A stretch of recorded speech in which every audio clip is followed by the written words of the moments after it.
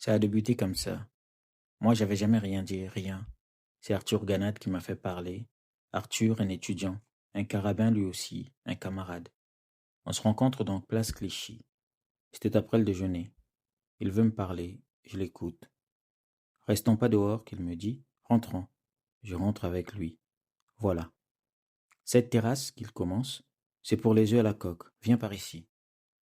Alors on remarque encore qu'il n'y avait personne dans les rues, à cause de la chaleur. Pas de voiture, rien.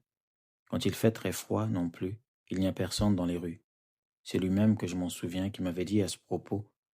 Les gens de Paris ont l'air toujours d'être occupés. Mais en fait, ils se promènent du matin au soir. La preuve, c'est que lorsqu'il ne fait pas bon à se promener, trop froid ou trop chaud, on ne les voit plus. Ils sont tous dedans à prendre des cafés crème et des bocs. C'est ainsi, siècle de vitesse qu'ils disent, ou ça, grand changement qu'ils racontent. Comment ça? Rien n'est changé en vérité. Ils continuent à s'admirer et c'est tout. Et ça n'est pas nouveau non plus. Des mots, et encore pas beaucoup même parmi les mots qui sont changés. Deux ou trois par-ci par-là, des petits. Bien fier alors d'avoir fait sonner ses vérités utiles, on est demeuré là assis, ravi, à regarder les dames du café.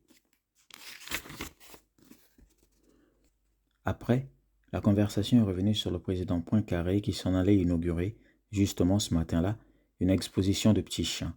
Et puis, de fil en aiguille, sur le temps, où c'était écrit. Tiens, voilà un maître journal Le Temps, qu'il me taquine Arthur Ganat à ce propos.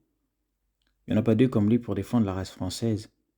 Elle en a bien besoin de la race française vu qu'elle n'existe pas, que j'ai répondu moi pour montrer que j'étais documenté et du tac au tac. Si donc qu'il y en a une belle de race, qu'il insistait lui, et même que c'est la plus belle race du monde, et bien cocu qui s'en dédie. Et puis il voilà parti à m'engueuler. J'ai tenu ferme, bien entendu.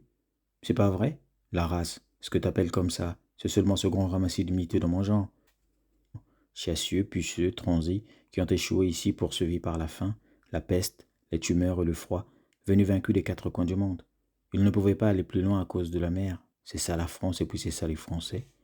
Bardamu, qu'il me fait alors gravement et un peu triste. Nos pères nous valaient bien, n'en dis pas de mal. T'as raison, Arthur, pour ça t'as raison. Haineux et docile, violés, volés et tripés et couillants toujours, ils nous valaient bien, tu peux le dire. Nous ne changeons pas ni de chaussettes, ni de maître, ni d'opinion, ou bien si tard que ça n'en vaut plus la peine. On est nés fidèles, on en crève nous autres. Soldats gratuits, héros pour tout le monde et singes parlants, mots qui s'ouvrent, on est nous les mignons du roi misère. C'est lui qui nous possède. Quand on est pas sage, il sert. On a ses doigts autour du cou. Toujours ça gêne pour parler. Faut faire bien attention si on tient à pouvoir manger.